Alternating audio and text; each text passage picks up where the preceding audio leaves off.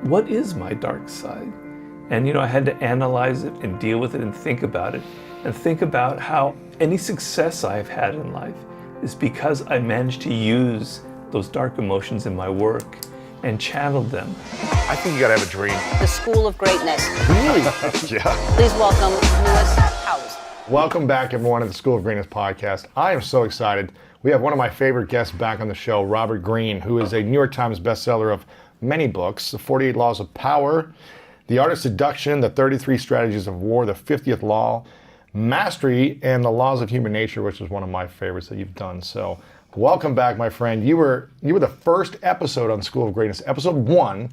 I think we're at episode 1020, somewhere around there now. So you were episode 1 almost 8 years ago. Wow, I'm so honored. It's fun, man. And we just did our 1000th episode, and we did the top 10 moments of all 1000 episosts. And you were the number one moment. Oh, really? You were the number one moment. Which interview? The first one. We talked about the first one. And we talked about how, I launched this with an idea and a dream to inspire people, but I launched it with one episode and one listener and one guest. And you were the first guest. Thankfully, you came on. And, more than one person listened, but you launched something, and the first person has to buy your book and read it. The first person has to listen. The first person has to watch the movie. You got to start with one. So it's been fun to look back now over 250 million downloads. Wow. 1,000 episodes. We get over 10 million downloads a month, and it all started with you.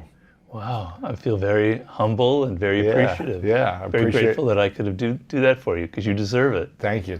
Some people, you wonder a little bit. They're kind of, I don't know if they're very substantial, but you deserve it. I appreciate it. I think my mission's always been, I think we have a lot of similarities in the fact that, we don't in the fact that you're way smarter and more talented than me as a writer, but we observe people and we observe history and human behavior. Yeah. And we just do it in different ways. Yeah. You're great at researching and putting together ideas, complex ideas from the past and the present, to making something understandable and how we can improve our life.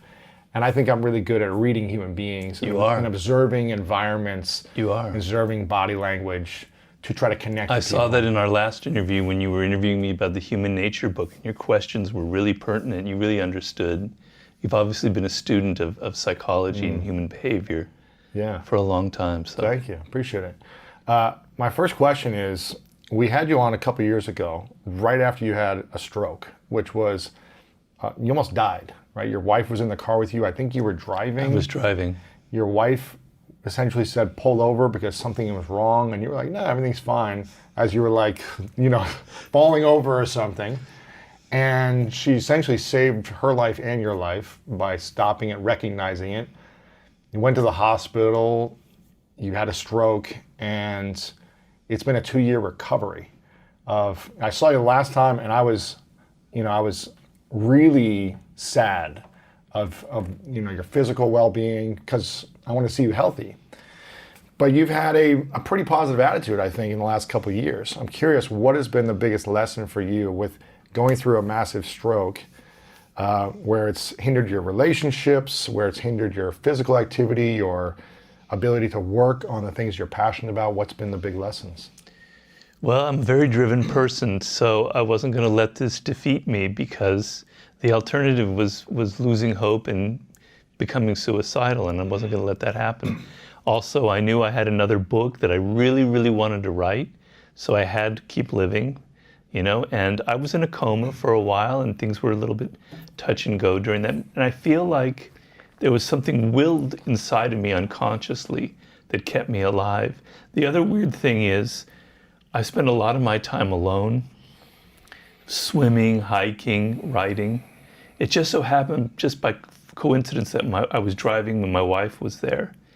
And so I have a feeling that I kind of almost was ready to have my stroke once she was there. I can't say that for sure. These are, weird kind of psychic, almost kind of thoughts. But I felt like there was some willpower in me that was keeping me alive so I could keep going.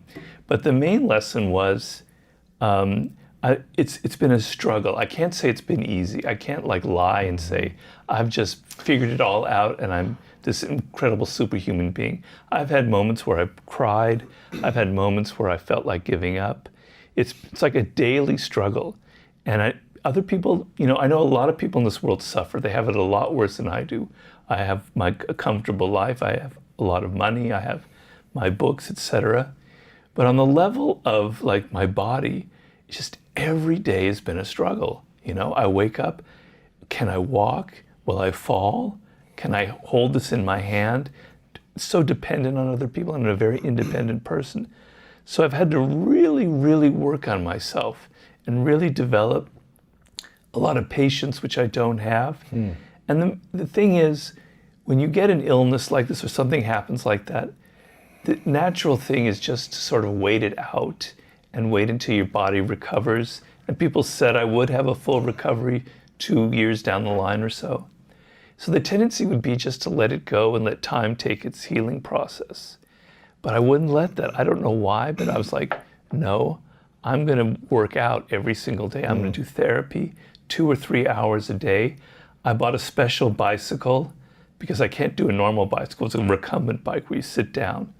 Man, it's like the hardest thing. You have to get up these incredible hills, and like 80-year-old grandmothers are whizzing by me on their bicycle.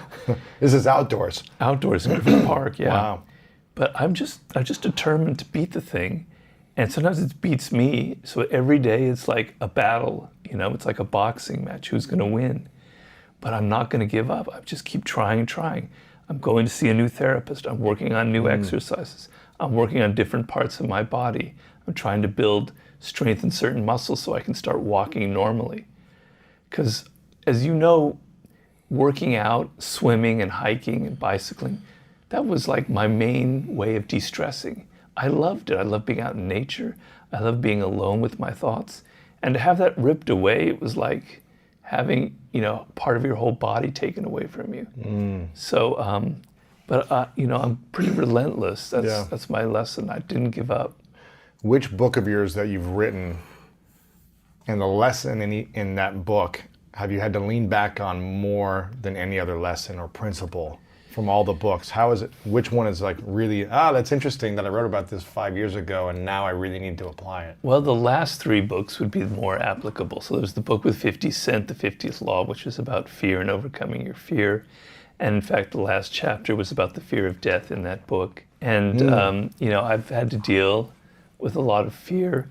You don't know what it's like. Every day you're walking and you don't know the next moment you're going to fall. I've had several falls, and falls are literally what will do you in. So it's constant fear, and I just won't let it affect me. I push past my limits. I do things that I'm not supposed to do. I take hikes, even though I have to hold on to somebody to do it. People think I'm crazy. So I had to deal with my fear. Mastery taught me that repetition, doing something over and over and over again, like any kind of skill, learning a skill like basketball, whatever, leads to something. So every day, just using my left hand instead of my right hand, forcing myself and slowly getting used to it, that taught me a lot. And then the laws of human nature, I have one thing that when you have a stroke, it affected the right side of my brain, which destroyed the left side of my body. And supposedly when the right side of your brain is damaged, it tends to make you more emotional. And I've definitely become more emotional. So I've had to learn to control some of my anger, some of my impatience, some of my frustration. And obviously the laws of human nature are a lot about that. And the last chapter is about having to deal with death. And so with all of the things I'm dealing with and all the kind of, God damn it, why can't I do that? I have to keep reminding myself I'm alive. I'm going to write another book. The birds are out there chirping. It could have been a much different story. Last month, 6 weeks ago, was the 2nd-year anniversary of the stroke. And I had this thought, this could have been the 2nd anniversary of my death. Wow. And what people would be like gathering together, or maybe they would, maybe they wouldn't. But it would be like the anniversary of my death, but it's not. I've been given a second lease, and I have to think about that every single day. Isn't that crazy to think that when you die, hopefully people will think nice things about you, and every year they'll get together and say, hey, let's tell a nice story about our friend or that we lost, hopefully. But isn't that crazy to think that someday we're going to die, and someday no one's going to remember us? It's a weird thought. And it's also like, I wrote about this, I can't remember, I think it was in the 50th Law, where enough time passes nobody remembers you. No one. 200 years from now, no one will even know who Lewis Howes was or Robert Greene, you know? And so all traces of you are gone. Yeah, it's a weird thought. And You might be in a history book or something, maybe. maybe, Doubt. if the planet is still here. Here, yeah. Yeah, that's true. But this is sort of what my next book is about. You have to be able to take every kind of negative experience or emotion in life and find a way to transmute it into something healthy and positive. So how do you take that thought and turn it into something life-affirming and productive? And so my way is, okay, that very well may be, I better make the most of what the time that I have, because in 200 years, I'm nothing, right? Also, through my books, I will have a life that will go on. I will have a legacy. Work on that. Think about people reading you in the future. So I use it, any kind of negative thing. This is sort of the idea of amor fati that I talked about in my books. Any bad thing that fate brings you, you have to find a way. It's like alchemy. Using the Philosopher's Stone, you transform that into gold through a mental process. How do you think we can transform ourselves into the person or the people we want to become when there only seems to be negative experiences in our life? I'm hearing you talk about transmuting negative into a positive. How can we truly transform ourselves into this desired dream life when it seems like everything is out to get me, the government isn't the way I want it to be, my friends are not the right friends? What do you think we can start to do to transform ourselves? Well, I would tell people to read chapter 8 of the Laws of Human Nature, because I go deeply into that, which is the law about your attitude. And the idea is you have a viewpoint, a perspective. It's like the lens on a camera. And it's through that lens that you view the world and you view people and you view events. And no two people see the same event in the same way, right? And so your attitude, how you look at the world, will determine what you get in life. So if you're focusing on all the obstacles, if you're focusing on the government, if you're focusing on COVID, if you're focusing on this person didn't give me that thing, my parents didn't give me that thing, that's you creating your attitude. You're building it. It's like a crystallization process. This crystal starts getting bigger and bigger and bigger as each new crystal is added. And you crystallize this negative, defensive attitude towards life, and that's what you're going to get. And there's simple examples of that. So if I'm kind of come to this interview and I'm sort of defensive and I don't really feel good about Lewis and I'm not sure what's going to happen, you've picked that up on me because you're a very astute person, you're very sensitive. You pick it up. And so you're not going to be very friendly to me. So my initial attitude creates a reaction in you, which is negative. It starts from me. But because most people are kind of paranoid and don't have that self-awareness, they'll think, God, Lewis is such an asshole. Pardon? I don't know if I can say this. Yeah. Oh yeah, I'm not on television. Lewis is such an asshole. He's so cold. Why is he?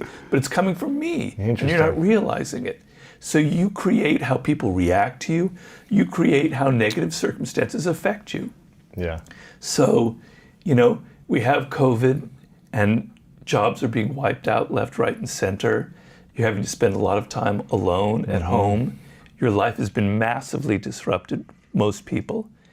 And you can see this as like, God damn it, why did this have to happen? My life is ruined. I'm not going to go anywhere. Blah, blah, blah. And you start maybe drink a little bit. You start putting on some pounds, that COVID, whatever they call it. COVID-15 or whatever. COVID-15, like the freshman right. 15. Yeah. Right? Well, it's understandable. It is a very devastating kind of bomb that exploded here. But on the other hand, you could say, this is an opportunity. And I'm not trying to be Pollyannish about it because I'm not a Pollyannish person, as you know. I wrote the 48 Laws of Power. And no one ever has to say that I'm Pollyannish after I wrote that book. But it's an opportunity. And the opportunity is, on many levels, to rethink your life, to rethink your values, to rethink where you're going, to rethink what your career should be, what your relationship to other people should be. It's a time to reorient yourself to who you are and what you like and what what your goals are and what makes you unique. It's a time to read books and enlighten yourself and enrich your mind. So if you take that attitude, then I mean, Ryan Holiday wrote the best book on this subject. I encourage people to read it. The Obstacle is the Way. If you have that attitude where obstacles are actually the path forward, nothing's going to stop you. But it's all how you look at things. It's kind of a mental process that you switch to seeing the positive side. So a stroke is like the worst thing that happened to me. It ruined so much, but it's also been a blessing in some ways, because it's really made me appreciate my life, appreciate the people around me. And I'm now writing my 7th book. Wow. And I keep having this thought that I could die tomorrow, because I'm in a very vulnerable state for catching the coronavirus once you've had a stroke. It could happen, I gotta get this book done, man. I am so motivated. I'm working so hard on it because, I see that this is like my great opportunity to express something before I am dead. Yeah. So it's just that switch inside of that lens, how you look at the world, that will change what you're just talking about. What are the greats in history? What have they done when they lose a war? They, a family member dies. They go through a life-threatening condition. What are the great presidents, rulers, leaders of the past? What do they do in those moments of tragedy that allow them to bounce back and then rebound into something more powerful or greater than before? Is there common themes from the past that you've seen? Well, Abraham Lincoln faced a lot of that stuff. He dealt with a lot of death early on in his life with his parents and people around him, and he suffered some major setbacks. And then you can think of like Winston Churchill, who also dealt with, like, he led a war campaign, and during World War I that was a major disaster. He was in disgrace, and he was a very manic depressive person, and he became very, very depressed, and he bounced back. A lot of it is getting back to your attitude and towards thinking a particular way. So defeat and failure is the greatest thing that could ever happen to you. To say it again? Defeat or failure is the greatest thing that could ever happen to you. Why? Because when you're successful, you tend to not learn anything. You think, wow, my book, my business got so much, did so well. I've got the Midas touch. Anything I do is going to be great. And look, I've got all these people around me, these sycophants saying, Robert, you're wonderful, you're great. I love what you did, your book's fantastic, et cetera, et cetera. And slowly, I don't learn anything. And then my next project is a disaster because I've become grandiose, because I'm not really moored in reality. Failure teaches you your limits. It makes you realize what you did wrong. It shows you what you could do differently. So making a personal example, because it's always easier for me to do that, I did a book with 50 Cent called The 50th Law. And the first iteration of that book I wrote, and I've never had this happen before. People weren't really liking it. And then the editor, the publisher, dropped the whole project. And I was facing a major disgrace. 50 was going to lose faith in me. I lost a project. And it was a big blow to my ego. And we all have egos. And so we found a new publisher, and he said, Robert, we'll do the book, but you got to rethink it, and I need this book in 8 months.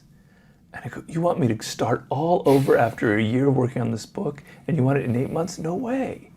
But then I realized, okay, what is it that I did wrong? And he said, you didn't make the book a Robert Greene book. You made it too much about 50 Cent. People want to read you. They want to read about your ideas. They don't want it to be so much about him. They want a combination of the two. But you were being too humble here. And I go, okay. And I listened to him, and I wrote the next book, and it took me, I worked like a fiend, and I got it done in 8 months. And I took every lesson to heart about how I can fail. And it taught me very valuable lessons about the books that I write, and how I need to have faith in my style and my ideas, and not worry that if I'm working with a celebrity that I have to give him all the attention. Right. Failure taught me this, and success didn't teach me anything. So failure or defeat, great generals in battle, that's what they would learn. But the greatest general in history, I believe, was Napoleon Bonaparte. And Napoleon Bonaparte had 10 years of the greatest success anyone has ever had in military history, from 1796 to 1806. He was on the top of the world. He crowned himself emperor. And then he had 8 years or 10 years of most abysmal failures. It's because it all went to his head. He lost touch with who he was. He lost touch with his own military strategies that were grounded in success. He became too conservative. That's the other thing that success will do. It'll make you conservative. It will make you think you have to hold on to what you've done and keep repeating it. And the world, success and great things happen by being not conservative, by being open with your ideas and challenging yourself and always trying something new and being willing to change. So that's, I think, the lessons there. What would you say are 3 questions we should ask ourselves when we face some type of tragedy, some type of big loss, failure, near-death experience, breakup? What do you think? You said you started becoming introspective and asking yourself and changing your attitude. What 3 questions should we ask ourselves? Well, I don't know if I can get to 3, but I'll start with 1. The first one is, could it have been worse? Could it have been worse? Yeah. It could have been worse, or Well, you're asking me for questions. Yeah. Could it have been worse? Yeah. I mean, let's say, I broke up with a girlfriend and she had very embarrassing pictures of me and she posted them all over the internet. Well, thank God that didn't happen. Or I could have died. That's always the last one you always say. Could have been worse. I could be dead, right?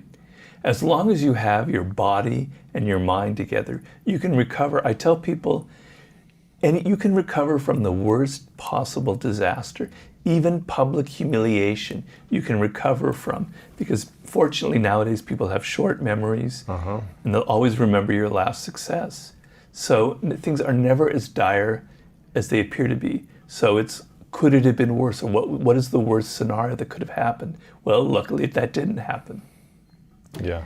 The next question is, I would say, what is the lesson I could learn from this? So if it's a breakup with someone, and I've been through them, we all have, it's like, instead of thinking that it was just putting blame on her or yourself, it's thinking of, was this the right person for me? There's going to be someone else, right? First of all, maybe I wasn't actually the right person for her, and maybe I was partially to blame for this. So what can I learn about relationships going forward? And what can I learn about what I want from a relationship? Maybe I want something a little more stable, or maybe I need something a little more exciting, to sort of see, to be future oriented. And that's really critical, because I talk to a lot of people who are going through hard times with COVID, is always being future oriented.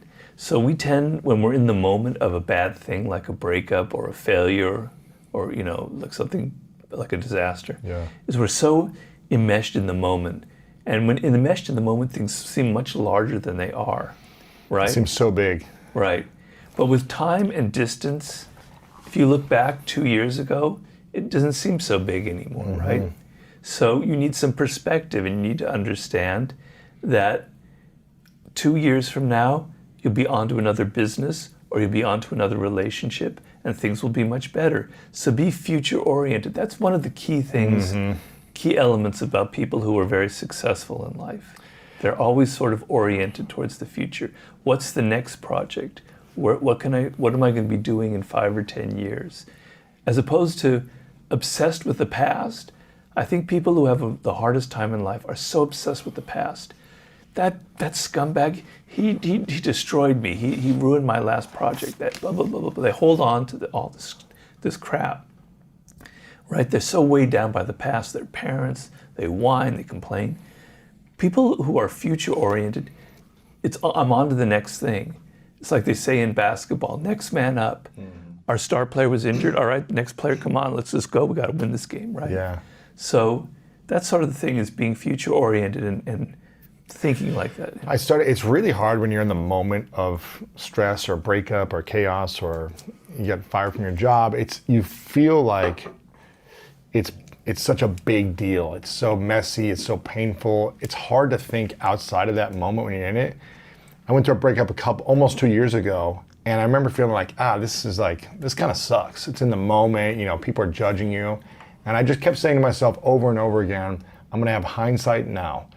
I think this is it. I was like, this is around January time. I was like, this might be like 6 to 8 weeks of some like drama or whatever, just gossip. Let me think it's gonna be New Year's Eve 1 year from today. Exactly. Like, what's the lesson I'm gonna learn from this experience? Exactly. How much stronger am I gonna be? How much more humility will I have? Right. Maybe I'll connect with someone new that'll be a better relation. All these things. I just kept saying, anytime I felt like the moment was bigger than me, let me have hindsight now. In a year, 6 months, 2 years, I'm gonna be on to something else. And people will either move on with me or move out of my life. That's the perfect example. That's exactly what I'm saying. Yeah. I mean, honestly, it's hard, as you said, It's hard in the moment, right? It's very hard. And so you can't beat yourself up. You can't God damn it, why am I like this? Why can't I just be like Robert or Lewis said? I'm not like that. Yeah. So when things first happen and they're bad, I beat myself up for several weeks, but it only lasts for several weeks, and then I pick myself back up. Mm-hmm. So be patient and understand that right after something bad, you're gonna be depressed. It's okay to be depressed. It's okay to feel bad about yourself, to even blame yourself, but you're gonna pick yourself up and be patient about it, Yeah. It's a process. How important is expressing emotions and feelings of the greats that you've studied or the people you've been around? Do they express their emotions and feelings publicly? Do they do it privately? Do they journal? Do they suppress their emotions and just act and just have a positive attitude all the time? What do you think is the importance or lack of importance of emotions? I think everybody's different, but in general, if my knowledge of psychology and all the books I've read is that you pay a price for repressing your emotions. Mm-hmm. That repressing something eventually comes out. And the great psychologist Carl Jung, he was the one who kind of studied that in great depth. When you repress, for instance, your dark side or your dark emotions, they come out in other ways, right? So trying to always present yourself as this very stoic person when in fact you're not, you're gonna pay a price for it. It's gonna come out in ways you can't control, right? There's gonna be a negative consequences to that.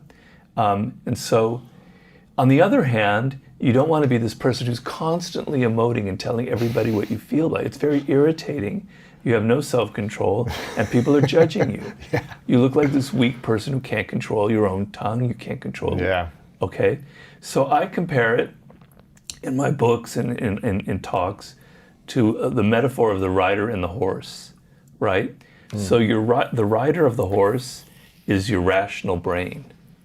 And the horse is your emotion. It's the animal part of you. It's what makes you angry or excited or fearful. The rider is what makes you kind of, get things done. Yeah. If the rider on that horse, I don't know if people have ridden a horse, I used to ride a lot when I was a kid. If you hold the reins too tightly, if you're trying to control the horse and repress it, the horse feels it. It feels it in the way your thighs are constricting it. Horses are very sensitive animals, right? And it won't do anything. It won't follow any of your instructions. It won't go anywhere. Or it will freak out and will run far away and it'll throw you off the horse. Mm-hmm. But if you just let the horse go anywhere, the horse also feels that. The horse has been tamed to some extent. Because I have no respect for him, right? He's not trying to do anything. And the horse will go wherever it wants. You have no control. People who know how to ride horses, they know they have to have a balance. You have to hold the reins, not too tightly, but you have to be able to guide the horse. You have to squeeze with the thighs, but not too tightly. The horse, you have to feel relaxed and one with the horse. The horse then gives in, and you can go anywhere. So you want a balance in life. You want to be able to understand your emotions, right? You want to be able to understand why you're angry, why you're fearful, why you're frustrated, and not just give into the emotion, like let the horse go anywhere. So that maybe next time you understand, well, maybe I don't need to feel anger or fear because it's not really related to anything. So you have a balance. You understand the horse, the emotion, and you can control it to some degree, but not over control it or repress it. Because I know if I get angry a lot, I could have anger issues, right? Mm-hmm. The moments where I give into it, I regret. I sent that angry email to my agent. Oh man, The next it's the day, worst. You feel bad. Yeah. Do you apologize a lot after you're angry, Yeah. or do you just kind of say, I'm just Yeah, a I grumpy do. old man now, just like... Well, I am a grumpy old man, but yeah, I do apologize. Oh, that's nice. Apologies are good. It's a good thing to do. Yeah. But yeah, I feel terrible, right? And so you have to go through a process like, before you send that email, why am I angry? Do your hindsight thing. Will I be feeling angry in 3 weeks? No. Is it really important? Is it possibly my own fault? When you go through that process, you're not repressing the anger. You're not pushing it down so that it explodes 3 days later when you yell at somebody who inadvertently crosses your path. That's what happens when you repress it. But you understand it and you let it work for you. You know, okay, I won't write that angry email. But then you can use your anger for other things like writing a book, right, et cetera, or believing in some social cause that's important, Yeah. et cetera. So it's a balance. I'm curious about 48 Laws of Power and Laws of Human Nature. This is probably going to be a hard question, but I'm going to throw it out there anyways. What was your favorite law from the 48 Laws of Power pre-stroke? And what would you say is your favorite one now? And same for human nature. Favorite kind of law of human nature pre-stroke that you're like, this is the thing, I'm a season of my life that I really am connected to, and now something that you lean on or connect to in a different way. Wow, that's a tough question. It's hard, I get it. I mean, there's so many. Yeah. Well, First thing that comes to mind, maybe. well, for me, for the 48 Laws of Power, this will be kind of symmetrical. But law number 1 was always like the most important one to me. Never outshine the master, because it was the first law. It was the first successful book I ever had. When I first pitched it to the man who produced the book, I told him the story that initiated the Never Outshine the Master. And I had personally violated that law on several occasions, and it caused me a lot of misery and pain in my life. Why? Why what? Why did it cause you a lot of misery and pain by violating the Well, law? this is before I wrote the book. So I had a job in the film business and television show with a very famous person whose name I will not mention. And I was a researcher on it. And I was the best researcher there by far. You know, you count success by how many stories you found and what got actually filmed. And yours got filmed the most. I had like a 60% rate or something like that. Wow. I knew I was the best. And then I got fired, Why? right? Because you were Okay. outshining the master. Well, at the time I thought, she hated my guts. You know, I pissed somebody off. I said the wrong thing. And I was capable of sometimes doing that because I could have an attitude. And I was blaming other people, etc. But then, you know, it started dawning on me. And then later when I wrote the book, it was very clear to me that I had inadvertently made her think that felt greater than she was, that I was after her job. Other people were really praising me and not praising her so much. I was getting too much attention. And it happened another time, a second time, right? I wasn't controlling myself. And so that law meant a lot to me because it was very painful. Being fired is a very painful experience. I don't know if you've ever been through that. No, I haven't. Really? No, I mean, I've never had a job. Ah. Actually, I did get, I got fired once by getting in a fist fight on a golf course. I was a grounds crew kid when I was like 13. And we were playing around, this is a long story, we were playing around like throwing leaves at each other, and someone punched me in the back of the neck as I'm like throwing leaves at him. Because we're raking up like leaves and grass on the golf course. He punched me in the back of the neck, and then I just went crazy and got in a fist fight. I only got in 2 fights, real fights in my life. That was one of them. And I walked back to the kind of the grounds crew shed and washed my knuckles off because they're bleeding. And I was just high on adrenaline.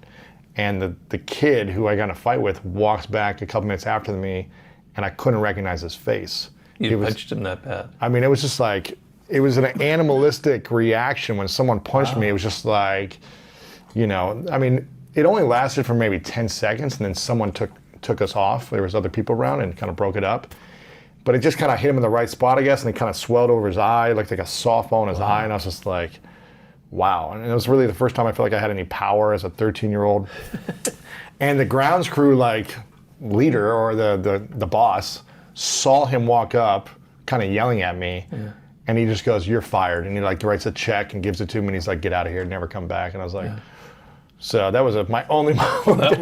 That was law number 1B, never punch a colleague. Exactly.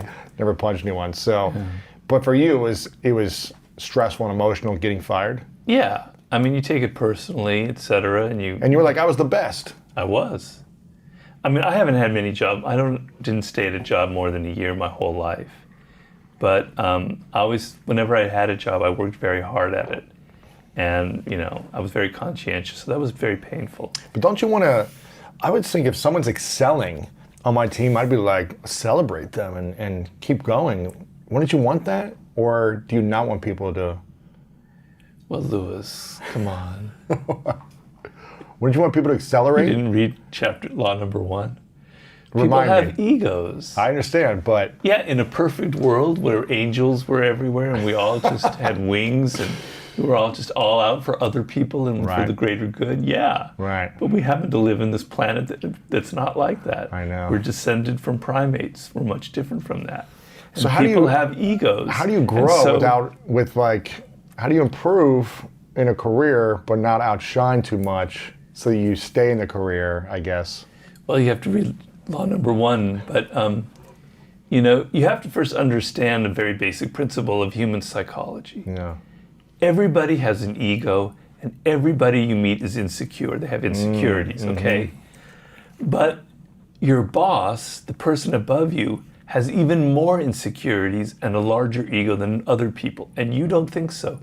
You're probably aware that they have an ego, but you don't think that they have insecurities because they're the boss, But actually, they're always worried about whether people like them, whether people respect them, whether the people think they're doing a good job or not. They're riddled with doubts, and they're constantly looking out for people to see their body language, etc. Does that guy really respect me? Does he have an attitude, etc.? You don't think that. You think, if I just try hard to please the boss, it will work out wonderfully. But you might be doing something else. You might be stirring up their insecurities. So you have to always be aware in life of people's insecurities. It's like lesson number 1. It's going to save you a lot of painful moments.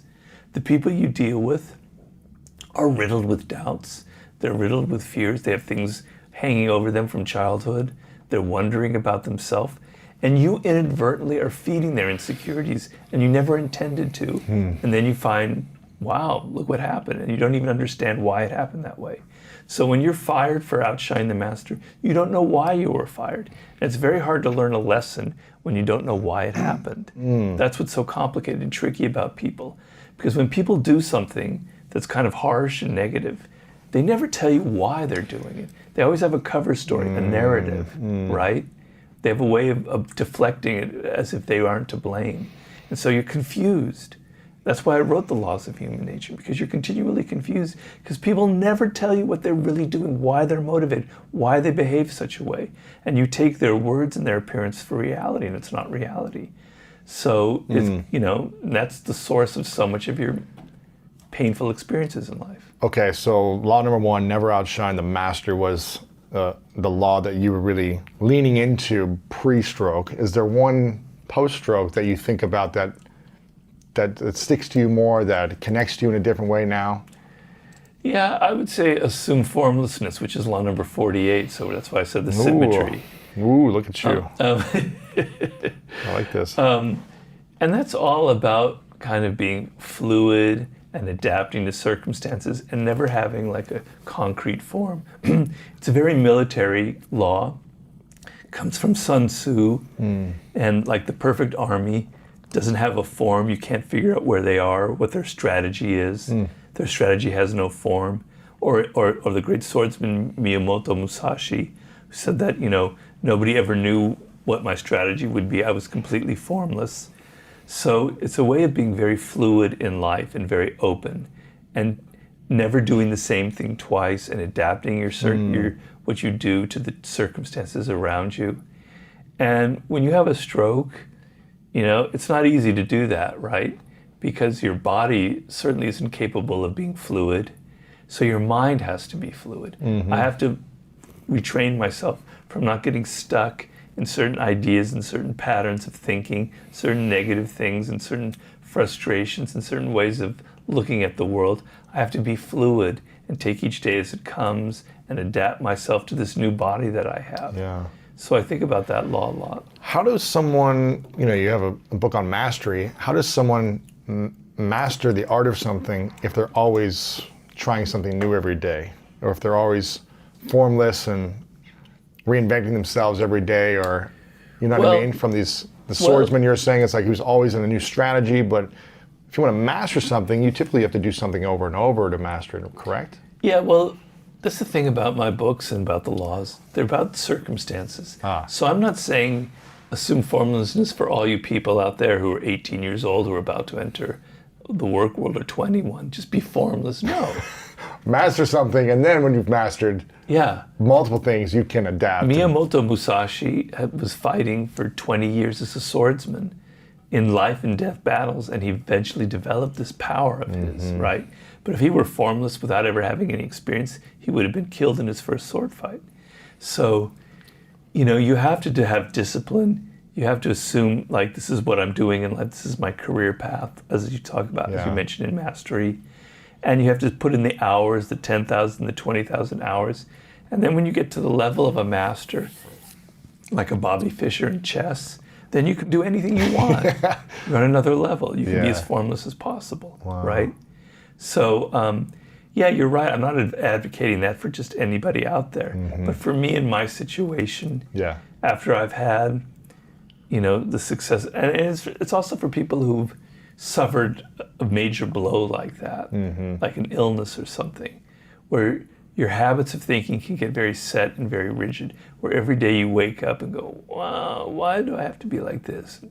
Why couldn't it happen this differently? And as opposed to being open to what life brings me every single day and not developing a kind of a defensive, rigid attitude.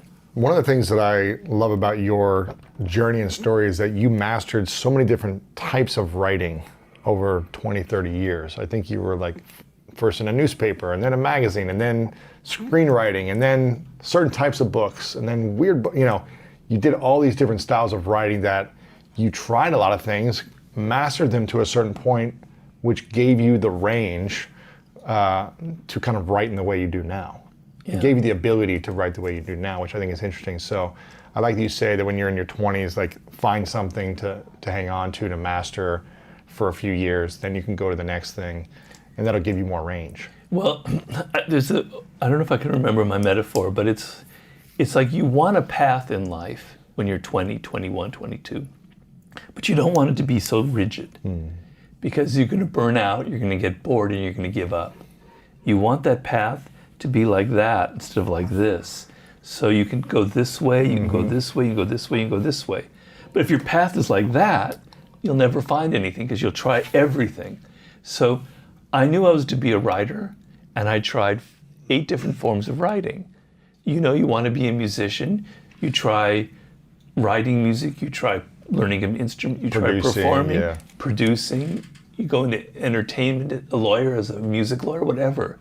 You try different things, but this is what I love in life. If you have no idea what you're going to love, and I deal with that because I help consult with people who come to me with that very issue. Robert, I don't know what my life's task is. I never had any education when I was a kid. That's the worst situation to be in. There are ways to solve that, but that's really painful because you have no idea where to go. But you want to have a sense, but you want to be fluid and open so that eventually what happens is you hit upon the right thing, right? Most of us are never going to hit the right thing in 25. No. I was 36, 37, your age. Wow. When it happened. So maybe I'll start to feel like I'm hitting the right thing soon. Yeah, you found it out a little early. You found it out like 8 years ago. Yeah, I think so. But I think it's always evolving and growing, and you got to be fluid with it. So it's funny because I've been consistent with the main thing, which I started a podcast almost 8 years ago, and I said I'm going to do it once a week for a year and see how it goes. See if I like it, learn, but I got to be consistent enough for a year. Then I did twice a week for the second year. Now we've done 3 a week for the last 5-6 years, I guess now. And I've been consistent in one thing, trying to improve. You see me from the first episode to now in the different stages, the leveling out the production, the set, everything, the audio quality, video, all these different things, my skills. But also, I wrote a book. I'd never done that before. We did live events. It's like I'm trying new things as well that I'm not that good at start, but we start to master them over time. Right. To create more range and diversity. So, but I'm still sticking to the main thing is the main thing. Right. And evolving as I go. So. Yeah, that's the perfect way to do it. Because, you need challenges in life. I do. So, I always look at it this way. If you're here, this is your skill level. A challenge like here is going to really improve you. If the challenge is here, it's too much, you'll fail, and it'll have bad consequences. If you're here and you're below your level, you're going to get bored. So the optimum thing is to always choose your next project that's a little bit above you so you can learn and feel excited and challenged and have that adrenaline rush from trying to meet the challenge and get there, and all your energy is involved. And so that's the proper way to do things in life for me. So what about laws of human nature? What was one that you were like, oh, this is my law. This is the one that I love the most right now, for whatever reason, pre-stroke, to the one now that you think about more as important for your life? Well, my favorite chapter was kind of about the dark side of human nature, the shadow. Confront your dark side and make it work for you, as opposed to repressing it, right? So everybody has a dark side. I don't care if you're Mahatma Gandhi or whomever, you have a dark side, right? And it comes out in ways that you're not even aware of. And I explain in the book where our dark side originates from. As a child, we had a lot of powerful emotions that we couldn't control. We would hit our sister. We would play terrible practical jokes, and I'm not talking personally. Yeah. Terrible. I did the same thing, yeah. Terrible practical jokes. We'd be kind of mean and aggressive, but also we'd be very loving, which is true as well. We'd be a full range of things. And then you learn as you get older, Robert, you can't hit people in school. Stop that. Don't be like that. Don't play those practical jokes. It's bad. People don't like it.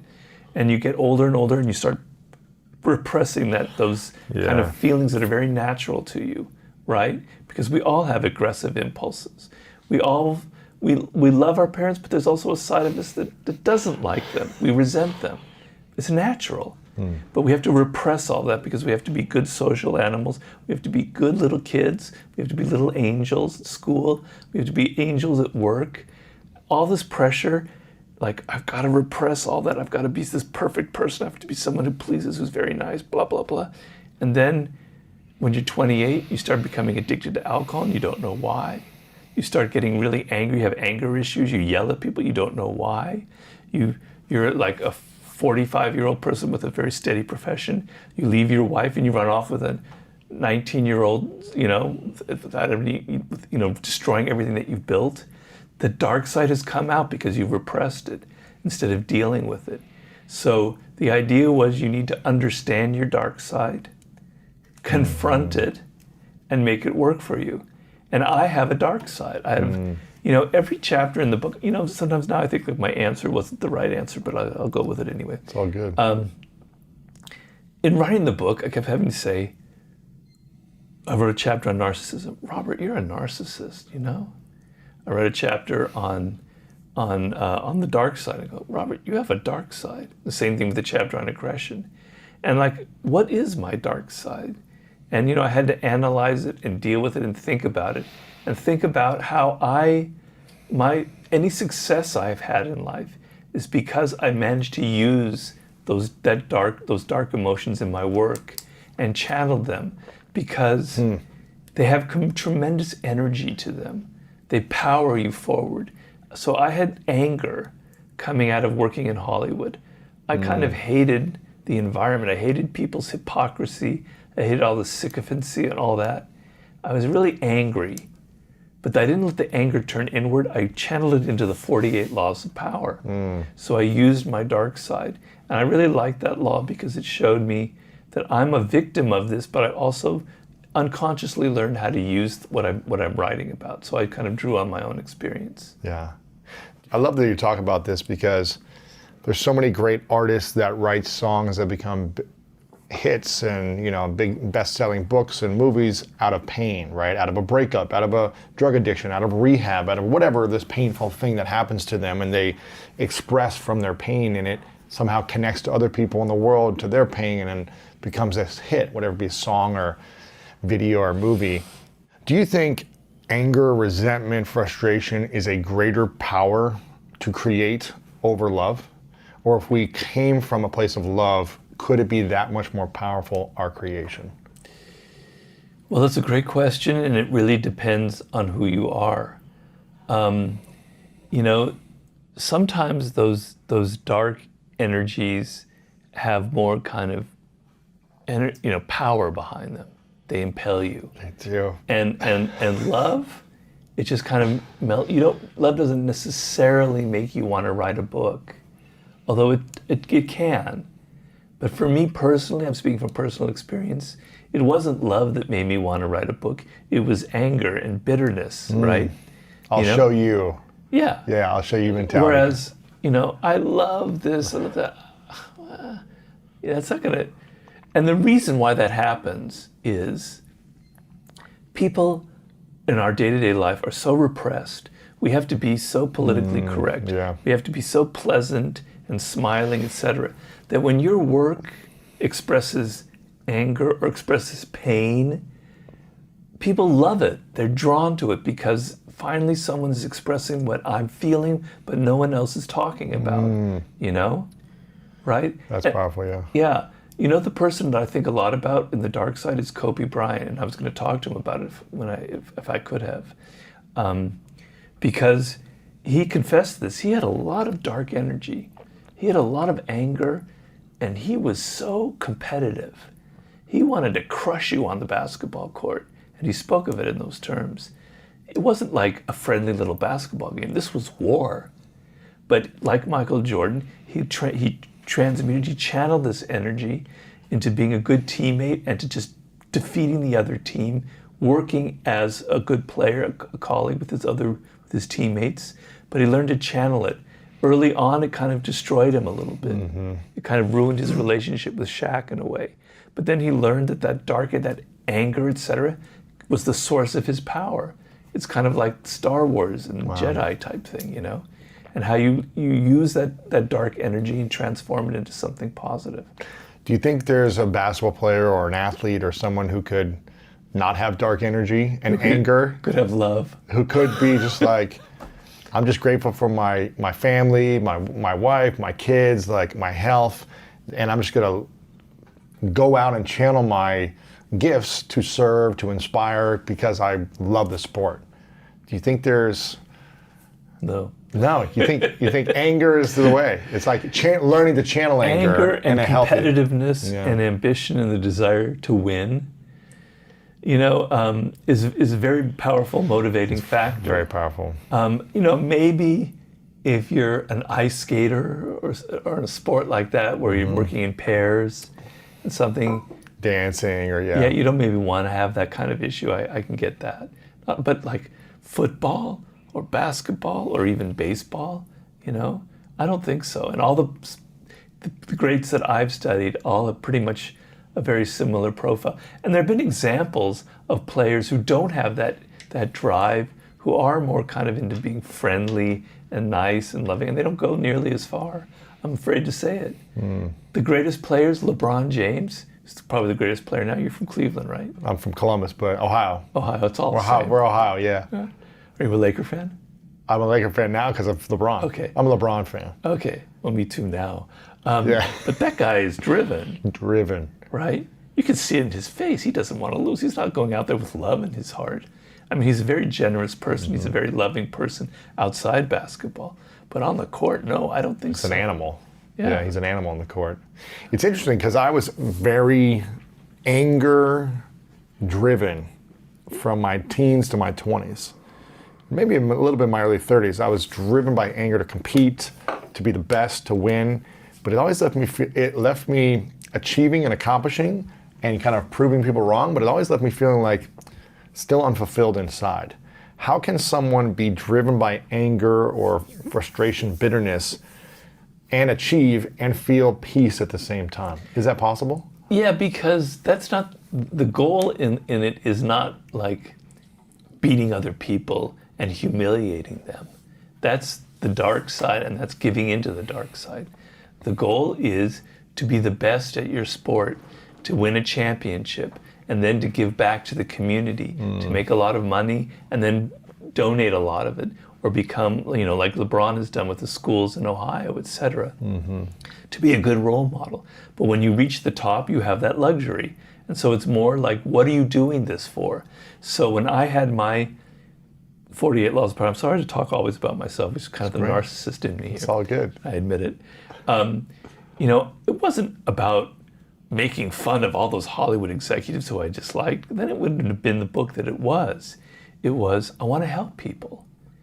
I want to use my energy, my frustrations, to show people that they don't have to suffer the way I suffer, other people suffer in the work world. These are the laws of power. You don't have to be so naive. You can understand that you don't need to never outshine the master. So I was able to put my energy in there and get some of my yayas out in doing it, but for a higher purpose, to help people. Right. I think that's the difference, right? Yeah. And so I tell people, you feel anger, but there's a lot of injustice in this world, particularly nowadays, right?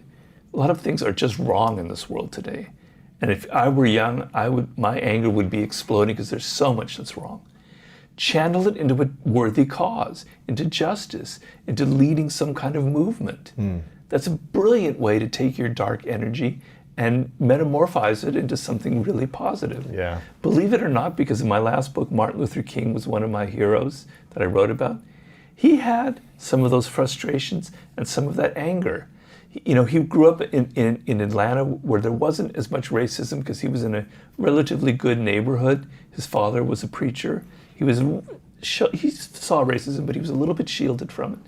And then he had his first encounters, particularly when he went up north to like Boston. Believe it or not, it was in the north that he had his first real encounters.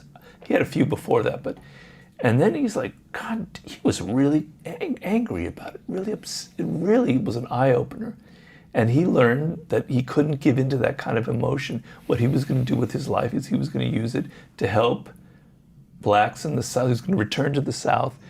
His path, he thought, was to stay in Boston, New England, because it was like cushy, etc. But then he realized, no, I've got to take all this bitterness that I feel and I've got to go back to the South at the risk of my own life and help my people, So working for a cause is probably the best way you can channel some of that dark energy.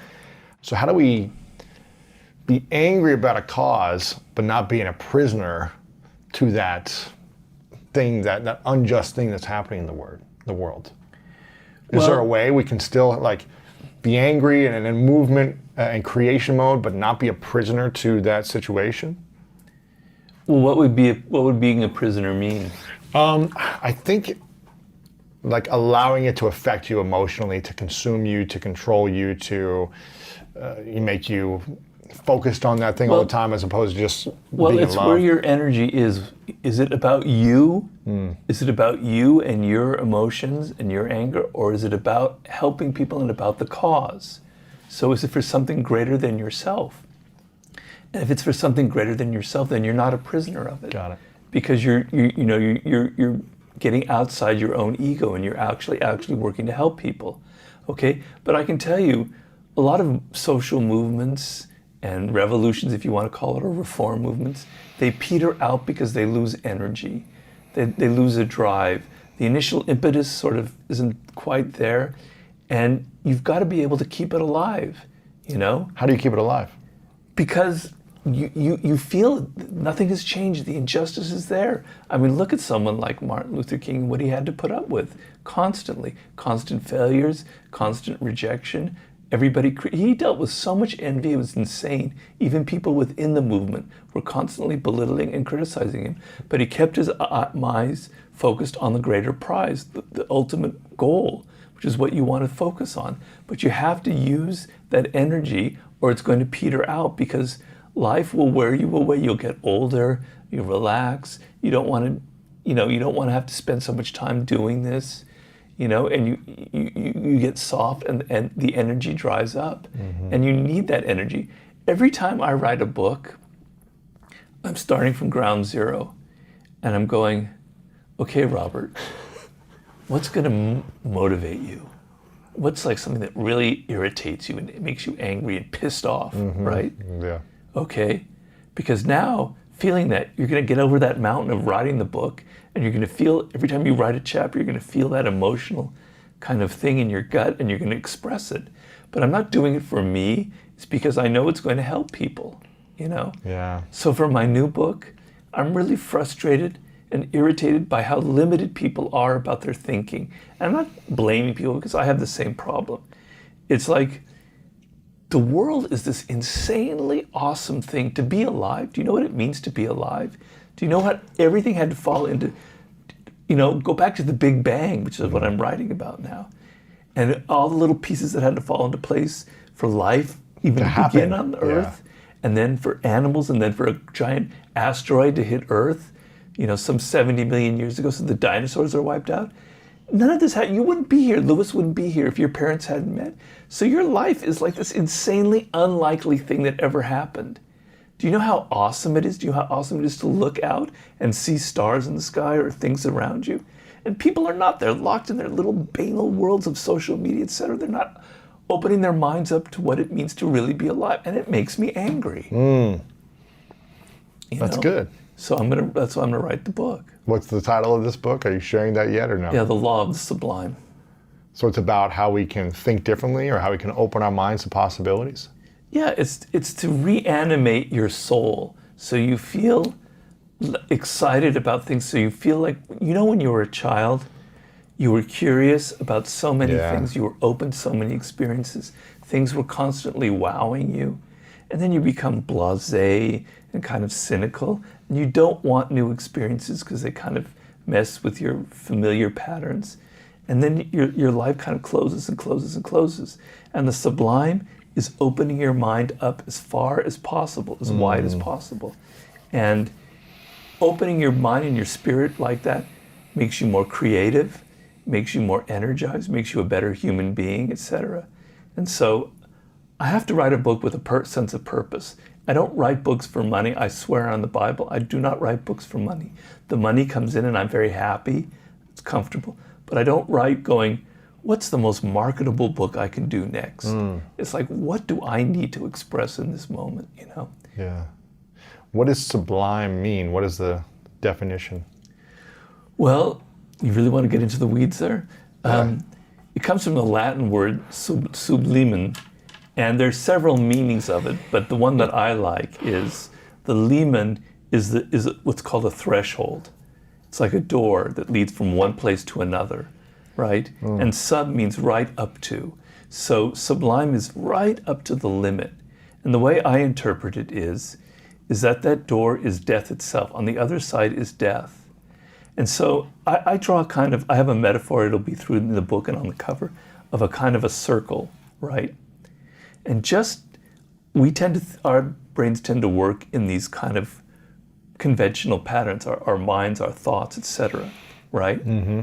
And that circle is the limits that we will not go past. We will not think thoughts beyond that. We'll stay in the circle. Yeah. We won't go beyond it. Right. Just beyond it is this region of the sublime. And it goes in very different arrows. And each arrow is a chapter. But the main arrow is death itself. And when you go up to that door and you peer on the other side, you see something that's going to shake you up, that's going to transform you like it transformed me, right? You're going to realize how short your life is, how weird it is to be alive, the possibilities of what it means to actually die. Near-death experiences are pretty awesome, amazing things. People have had near-death experiences and they've been completely enlightened by them, right? And so that's the ultimate sublime experience, is going up to that threshold of death itself. But there are other experiences that I'm going to be talking about as well. I'm excited about that. That'll be fun. That'll be fun. What about I think you mentioned in the laws of human nature, the first one, confront your dark side. What about the one you're thinking about more now that connects to you? Well, obviously, the chapter on death. You know, not so much now, but right after my stroke, because that was the last chapter, chapter 18. I finished it pretty much in May of 2018, and I poured a lot of energy into it because I kind of think a lot about mortality, etc. And I really thought, and I did research, and I put a lot into it. And then 2.5 months later, it happens. After the book came out. After I finished writing it. After you finished writing, the book hadn't come out yet, gotcha. Like, what is the irony there? The gods are somehow like messing with me, right? Yeah. Because the fact that the stroke happened was like a series of chains of events that were pretty unlikely. So it was almost like fated to happen, right? And so I had to reassess. All right, Robert, you wrote that. Is that really true? Is it really true that it alters how we look at other people? Yeah, it does. You were true. But what happened was the chapter was written from an intellectual position, and the experience was not intellectual. It was very real. So when I had my stroke and I was in the hospital in the first days, I had this feeling in my stomach of almost like my bones melting, that they were soft, that the inside of my body was soft. And so I later thought that that is the feeling of death that's still in me, this feeling of softness. So death was no longer an idea. It was in my gut. It was in my viscera. It was a feeling. And so, you know, I had to think about that. And I actually did write that death is a feeling. It's not an idea. But here it was brought to me in an experiential way. Wow. I think that experience you had is going to be very powerful for the next book. I hope so. Being able to share your experience of being on the brink of death. Yeah, I'll tell you what. Wow. I'm going to mention this in the book. I had planned on writing this book on the Sublime 14 years ago. It was to be the book I wrote after the war book. And then I got sidelined into different projects. And I had always had the idea when I did this that I was going to go have these incredible sublime experiences. I was going to go travel to Antarctica to experience it. I was going to go paragliding. I was going to take boats in this area. I was going to of all these adventures. I was going to live my book. And now I can't do anything. I can't do I can barely even go outside the house. So what do I have to do? I have to live in my head. Wow. I have to imagine all of it.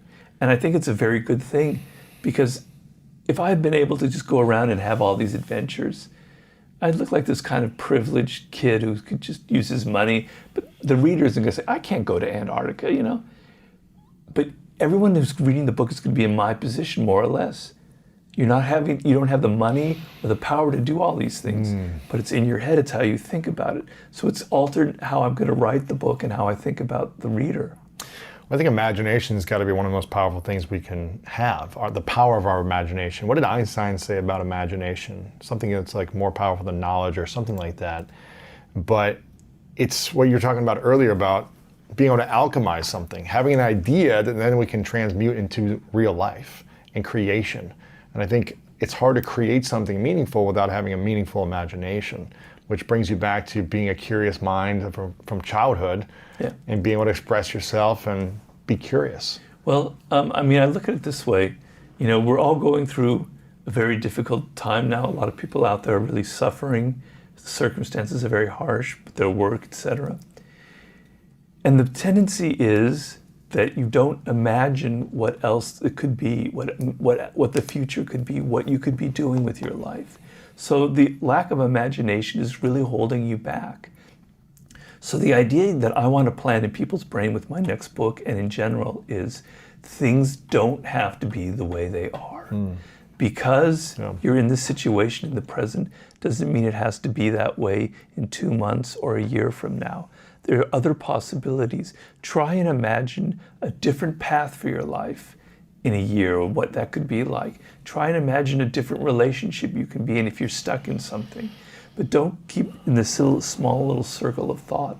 So imagination is extremely powerful and extremely important, yeah.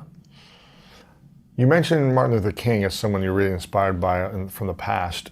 Who are the top two people that you've researched or written about in any of your books that you really connect with the most as an inspirational leader from the past or a human being?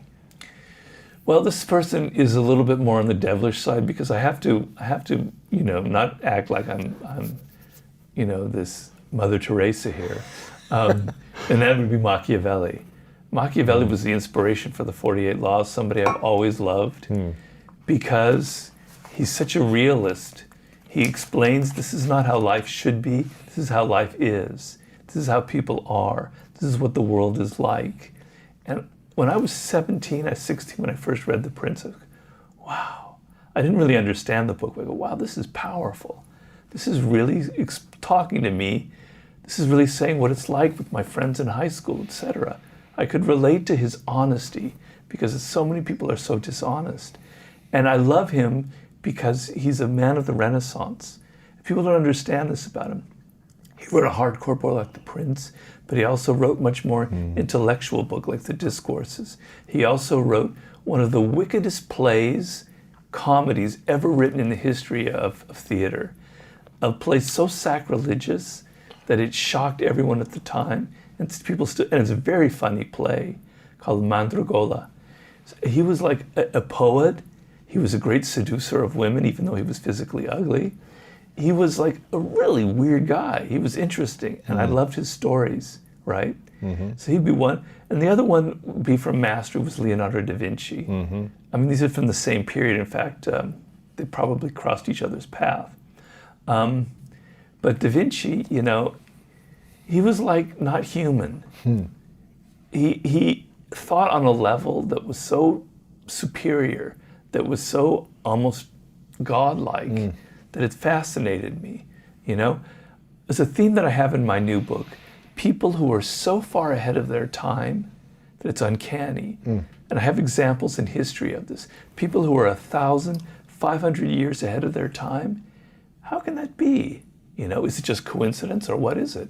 And I'm fascinated by it. Well, he was doing drawings of military tanks, of flying planes, of all kinds of elaborate technological devices that some have never even been invented, And where did this come from? He was also like one of the first people in history who observed nature just for itself. He loved like plants and flowers and animals without thinking about God or religion. He was one of the first animal lovers in history. I'm an animal lover, right? I love any kind of animal. You got cats, right? I have cats, but I love dogs. I love cats, horses. right? I have 2 cats now. But I love horses. I love dogs. I love them all. People were so cruel to animals back then. Nobody had pets like that. Yeah, just stray animals, and they just Cats kick were them just there to kill rats. Wow. Etc. He would go in the marketplace in Florence when birds were being sold. He would buy them and open the cage and let them fly away. He had great empathy for other animals, creatures, who the church said didn't have a soul, but he believed that animals had souls, and he was the first person really. So I'm obsessed with people like that who were so far ahead of their time. He'd be the second guy. Wow. Is there a woman from the past that you Cleopatra. Cleopatra, why? Well, because I wrote a book about seduction. Yeah. And, I'm obviously have a side to me that's very into seduction. I wouldn't have written the book, and in my 20s, I was kind of a player. I know it's hard to believe now, but I was. Yeah. I was a bit of a rake.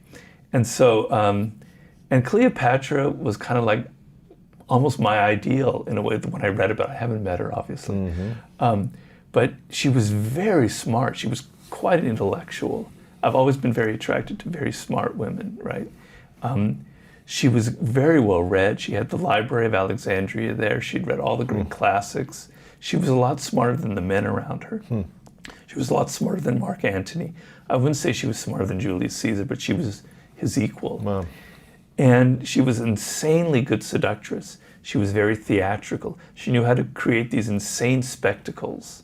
And what man wouldn't be impressed by that? She knew that Mark Antony was like this kind of raging sensualist. So she seduces him by creating this insanely decadent barge that floats down the Nile River with all these weird animals on it and people fanning you with giant things and all gold and everything. You know, Mark Anthony goes on a tour of all the cities on the Nile on this barge, and he was totally seduced. She was like constantly putting on this theater.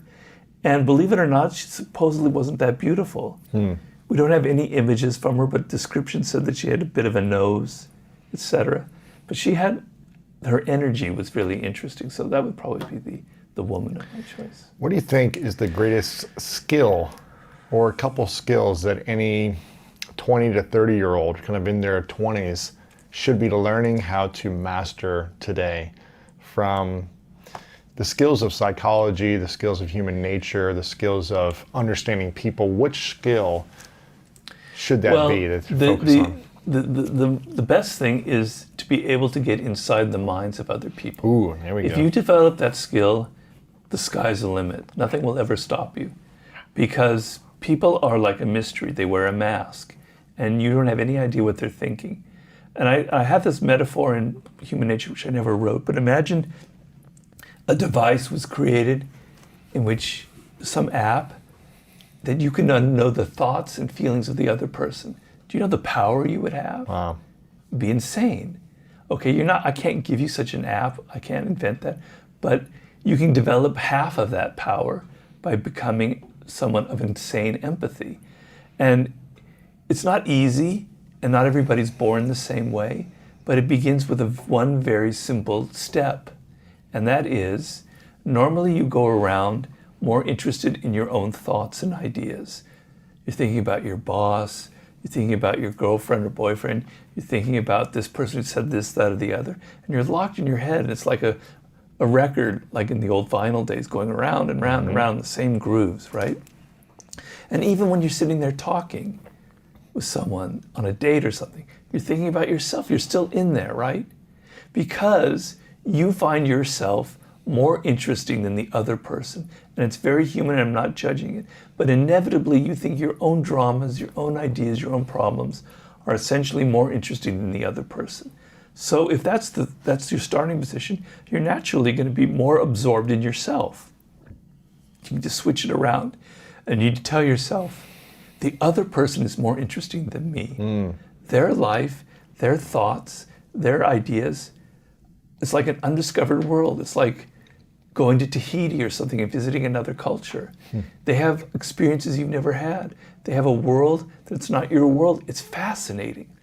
Why do people love movies? They love movies because they get to go inside other people's characters. Yeah.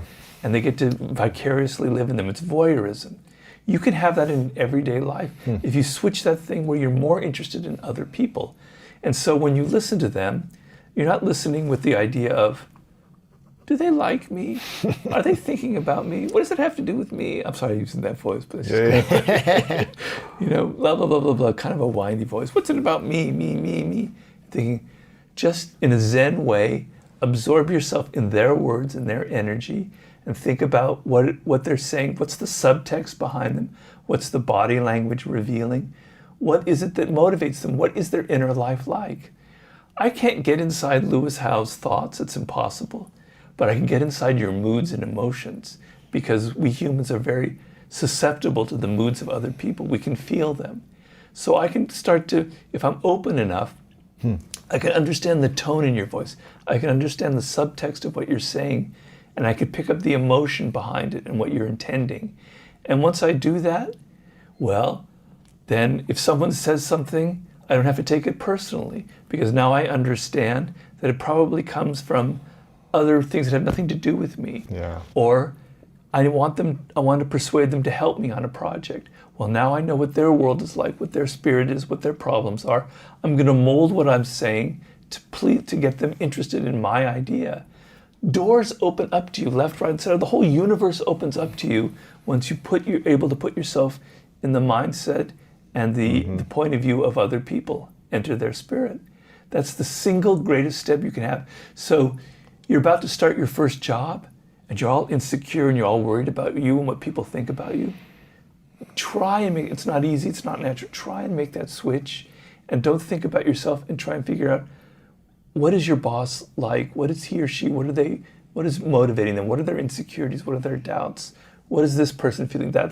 And suddenly you're going to navigate this social environment in a much different level. I love this. This is powerful, I think. So to get in the minds of other people would be the greatest skill. By far. And the way to do that, I'm hearing you say, is through empathy, through asking interesting questions, through listening. No, it's taking this one step, which is other people are more interesting than me. I love going to see movies. That other person is like Hannibal Lecter. I'm sorry, that's not a good choice. Sure. Could be, but, or they're like this other character in some other movie. I don't know, choose whichever one you want, right? They're fast. Beetlejuice. There you go. Okay. Wow, that was a long time ago. Yeah. Yeah, I remember that. Just thinking of a fascinating character. They're like that. They have stories, they have drama, right? Their childhood was probably weird. They come from a culture, from a city, from a background that's not your city or background, and to try and understand it. Now, some people are harder to do that with than others. There are people out there who are like just total assholes, and you don't really want to have to get into their world, right? You feel like you're getting yourself taking a shower of mud or something, or excrement or whatever. You don't want to get into their world. But even then, it pays. If you've got a psychotic boss, it pays to get inside their mind so that you don't take things personally, so you can understand where they come from. So even with horrible people, being able to understand who they are will prevent you from taking everything personally. So having the understanding that other people are more interesting than me, having that framework in your mind allows you to look at them differently. Or as interesting. Or But as they have interesting. stories to tell. They have a life that's fascinating. They're like a character in a movie. I want to understand it. And asking questions allows you to understand it. You have to be careful with questions, because if you're so obvious, if you're going, Tell me about this. Yeah. Yeah, so did you love your mother? Did your father? They're like, yeah, why are you asking me this? Yeah. Yeah. So how do we get to know them without being intrusive? Well, it's an art. So, people love to talk about their childhood, right? And their successes and yeah. Yeah, but I found like childhood is the main thing. Everyone has this kind of emotional attachment to their experiences as a child, to where they grew up, to their parents, to their family, to their earliest friends. It's got all sorts of emotions surrounding it that are very potent and uncontrollable. So a very kind of slip-in question about someone's childhood, and then asking a few leading questions and letting them do the talking. So if you're peppering them with questions, you look like a lawyer or someone who's... or someone like me who just interviews people for a living. Right. So you want them to do 90% of the time. You can't 90% that it's obvious what you're doing. 80% or people love to talk, right? If they do 70% of the talking, they're not even aware that they're doing that, but you're letting them talk, you're letting them be the star. But you find a foothold into what excites them, and you get them to talk and open up about their childhood, and then occasionally a question, and then occasionally you go into your own life to sort of show, oh yeah, you had that, I had something very kind of similar. Mirroring people is a slightly manipulative trick. I don't doubt that, and I talk about that in Seduction, but it's very powerful. They start telling you things about their childhood that are powerful, and you go, yeah, I had something very similar, and you probably have had something similar. Yeah. That's a really potent way of connecting to people. But you've got to be subtle. It's an art to getting people to talk and open up, to finding that thing that lights their face up, that gets them excited, you know? Yeah, I think the book Influence by Cialdini, I don't know if you studied that book, but just likability allows you to, is one of his main, I think it's 7 or 8 keys of influence, but he talks about likability. And the more someone can see that they like you through mirroring or through, we have one thing in common, makes them like you more. So finding that commonality, social proof, there's a bunch of other things. I can't remember all 7 of them, but yeah, likability is one of the biggest things. It's one of the reasons why I'm just always trying to have fun and just be playful and kind of ease the moment for people so they can feel like, oh, this is relaxing and fun and playful. Well, I must admit that's why you're a good interviewer. And I know that because I've been with many bad interviewers who are kind of tense and nervous and defensive, and they're insecure, right? Then they make you feel that way, and but you have an energy that kind of brings out that part of at least for me, That's good. Yeah. that likes to yammer. How does someone not be insecure? An interviewer, someone trying to get a job and they're doing an interview with their potential boss. When you're with someone you're inspired by or higher status or in an influence position, how do you not be insecure or nervous? Okay, one simple answer. I mean, there may be exceptions, but it's pretty simple. Do your homework. Be prepared. So if you go into an interview, you're naturally nervous. But if you've prepared the shit out of it, you research that person, you know who they are, you know what the company is like, you know what the position is, why the other person was fired, what they're going to need from you, you're going to feel a lot less insecure than if you just kind of go in and wing it, right? Okay? So if you're on any kind of project, I talked in the War book about Alfred Hitchcock, the film director. And my wife is a film director. It's a nerve-wracking task. You've got an army of 80 people who are all bitchy and insecure and ego-ridden, etc. They're all secretly hoping you fail. So they can be the director, yeah. Okay, it's a nightmare, right? And Hitchcock people were astonished. He'd be on the set, he'd be falling asleep. Oh, really? Okay, yeah, go ahead. He was like Buddha. He didn't care. He was never upset or anything. People, how could that be? Directors are the most nervous, bitter people. They're so control freaks. It's because he prepared every detail he knew beforehand. Wow. He knew every shot that he wanted, what the clothes looked like, what the colors, how the framing would be. He storyboarded it in exact detail. And he said that by the time the film was being shot, I was bored because I knew everything how it was supposed to be. So he could be calm because he was so well prepared. So if you do your homework, it's maybe not going to get rid of all your insecurities and all your nervousness, because the degree of nervousness is okay, because you have to understand the physiology. Adrenaline is a very powerful emotion, and feeling a little bit of doubt and a little bit of fear will drive you and keep you awake and alert. So you don't want to be so confident that you'll just do anything. You want a little bit of tenseness. Yeah. But if you prepare and you've anticipated the situation, it will get rid of 80% of those doubts that you have. We were talking about before, and I have a couple final questions for you. We were talking about before self-doubt, before we started recording. And I'm curious your thoughts on doubting ourselves, and how do we train our minds or our bodies or our life so that doubt doesn't keep us from accomplishing with what we want, or keep us from trying something we want. Because I think a lot of people don't do something because they doubt themselves so much, from the fear of failure or the fear of success or people judging them. What's your thoughts on this?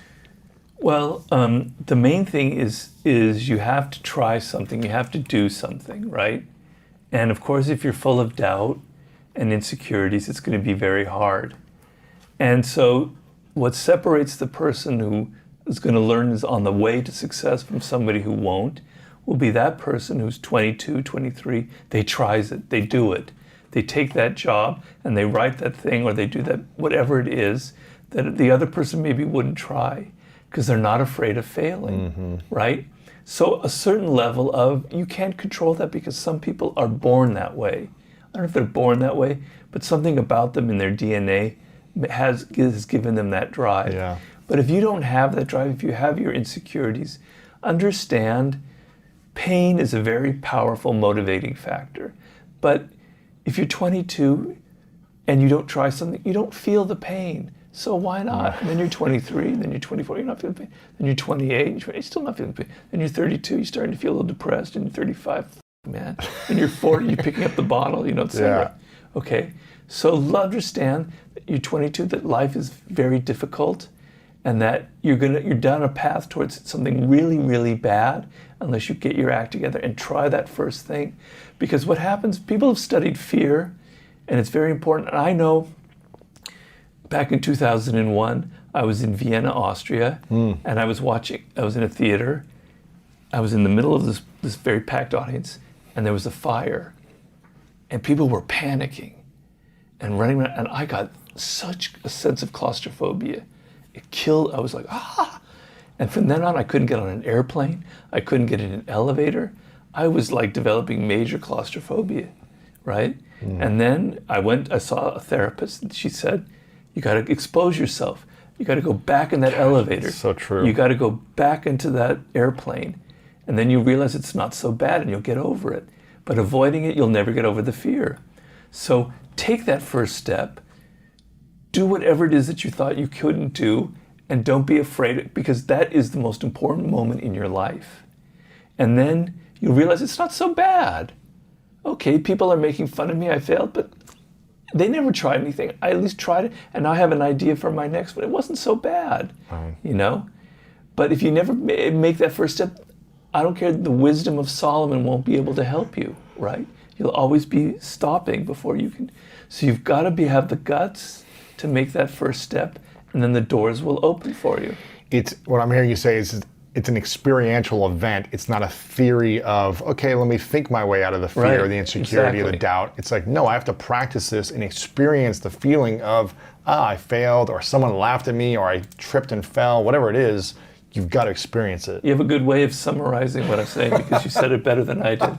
Well, this is something I've been fascinated by, because I think so many people doubt themselves, and their doubt is what keeps them from going after what they want, getting into the relationship they want, getting out of the relationship they want, getting the job, all these things.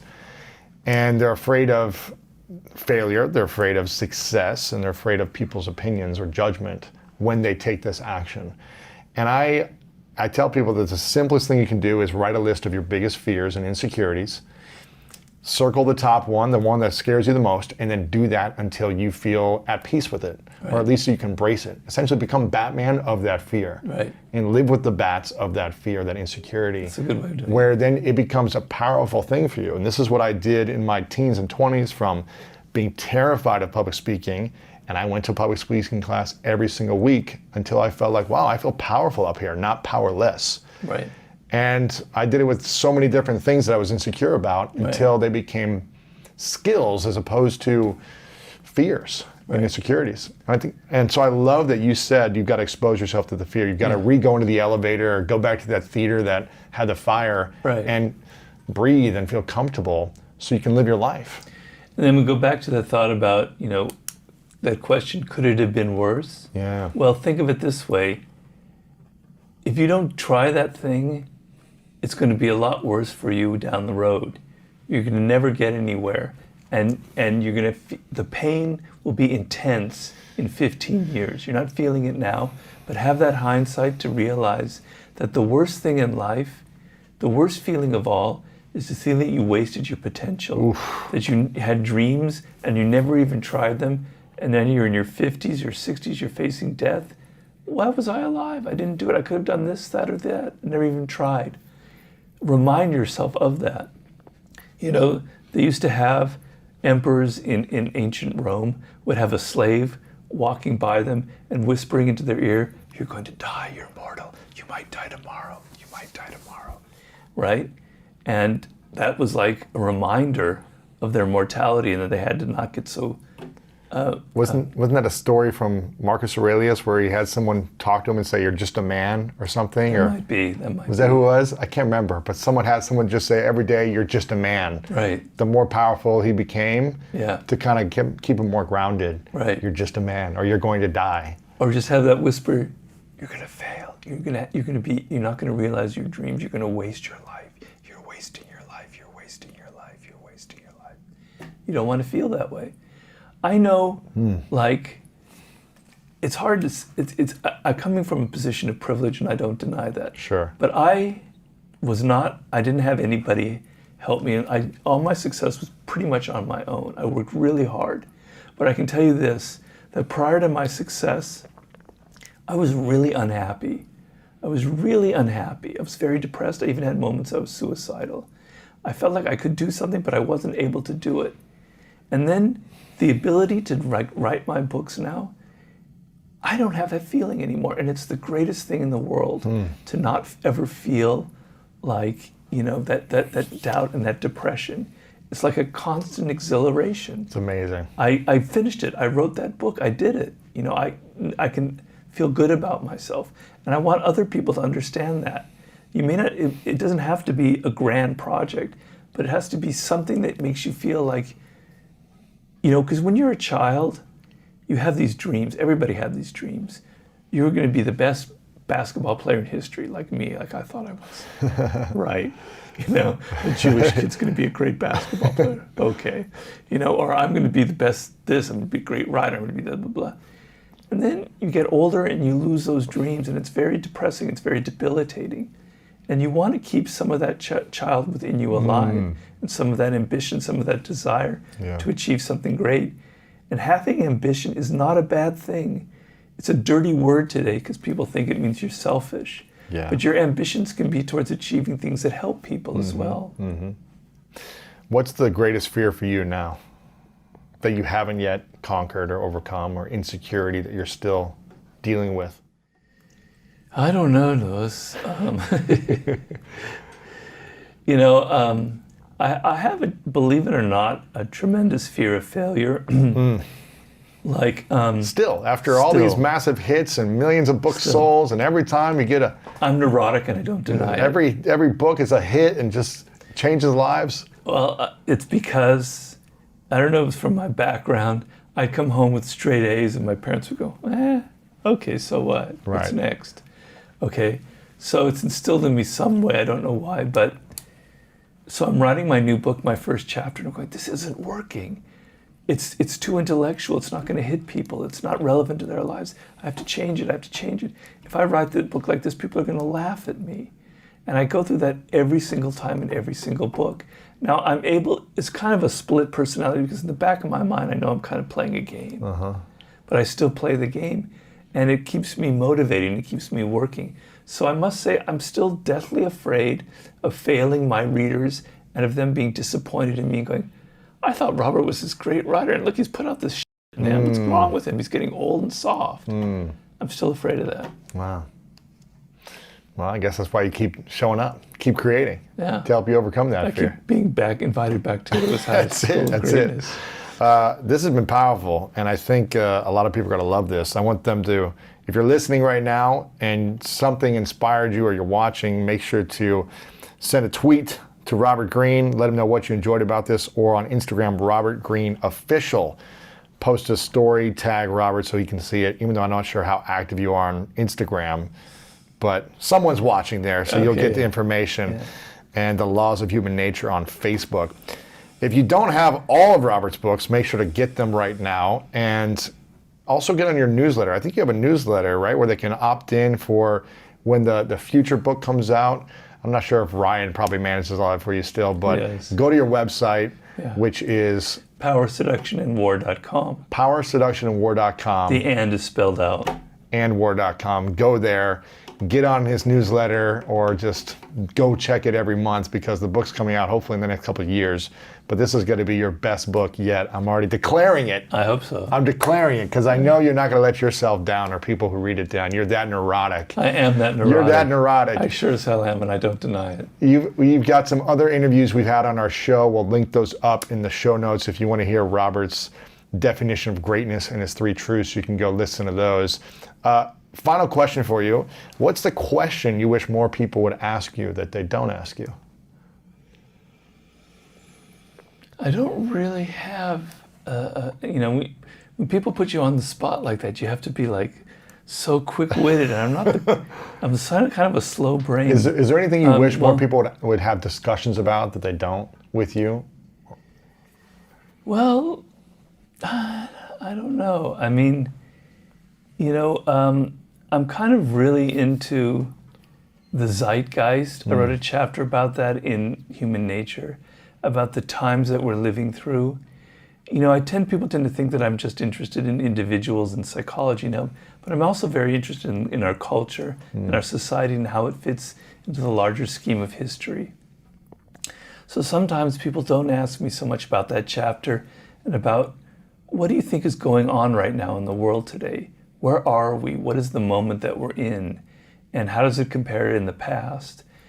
Because I've read a lot of history. I'm not bragging, because it probably led to my stroke, to be honest with you. Thousands of books. And so I have this innate sense of patterns of history, of things that repeat, of things, people go through certain crises. And so it makes me very attuned to the spirit, to the feeling in the air now.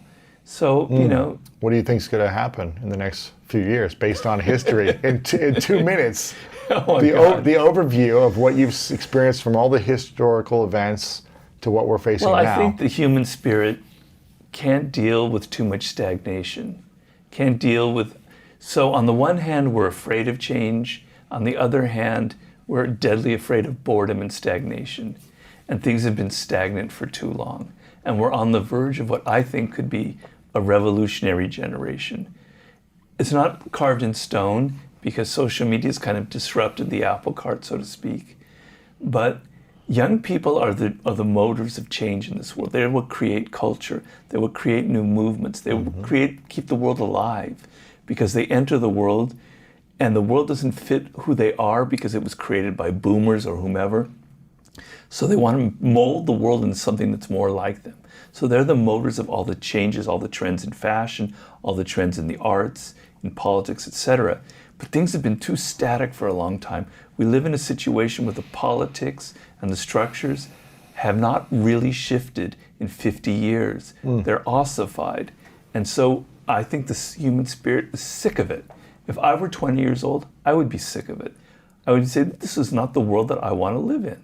And so I feel like there's going to be an outbreak at some point where people are going to say, I want to live. I want something more alive. I don't want this world that is so unequal. You know, I'm somebody who rants against the inequalities of wealth, etc. And just the kind of rigid social framework that we're living in. I think there will be an outburst. I'm not Nostradamus, so I could be wrong. In 5 years, people might be laughing at me. But I sense, and other people have written who write about the generational phenomenon, say that the millennials were the crisis generation, and that's always followed by the revolutionary generation, which would be the Generation Y or whatever you call them. Wow. Or Z, Generation Z. How should we be preparing ourselves if this comes true? What can we do now for the next couple of years to prepare ourselves? Well, embrace it. Embrace it. I did a podcast about it, and a lot of people were upset going, well, you know, revolutions, I mean, come on. Look at the Soviet Union or communist China. Revolutions are bad, they're ugly, look at that. And my response is, change is the healthiest thing that can happen, right? Even if it's a change for the worse, it's okay because humans need a vitality. We need things that are different. We need a different landscape, social landscape around us, right? So welcome it. Don't be a defensive little rat who's got to live in their own little hole and everything has to be the same. The world is changing. It will change without whether you like it or not. Technology will change your world whether you like it or not. Young people will change the world whether you like it or not. So it's a lot better to embrace it and feel excited about the opportunities that are coming out. Because if you look at just take it from the business point of view, it's like a hurricane happened. All the businesses that are gone, All the jobs entertainment lost, everything, industry, yeah. the travel industry, they're devastated. Gone. Restaurant industry, yeah. What happens when that? New things are going to spring up. New ideas are going to spring up. There's going to be new ways. I think the future for that kind of world is going to be giving people experiences because they've been locked up in their house for a year and they want, so like you go to a hotel or a restaurant, you want to give people a little bit of an experience. It's not just something so flat and like on social media. So people feel more alive. There's going to be opportunities you're not even aware of. So be open to the change and be excited about it. That's the main thing that to prepare yourself for. Robert, thank you for always opening up and being honest and real every time you come on. Thanks for being episode 1 and now 1,000 something. Wow. Hope you come back on many other Episode times. 2000 or something. 2000, yeah. Hopefully we'll come back on before then. But your next book we'll have you back on for sure. And Okay. if you guys want to hear more about Robert's ideas on the zeitgeist and what's happening in culture, then let me know, and maybe we'll bring you back on sooner in the next 6 months after the election and everything to see what do you think is going to be happening moving forward and what we can do about it. So, Robert, thank you so much, Thank man. you so much for Appreciate it. this. I really enjoyed it. Thank you, man. If you want to learn more about how to master your mind, check out this next video right here. So when people begin to disengage and get beyond themselves, you are at your absolute best when you get beyond yourself.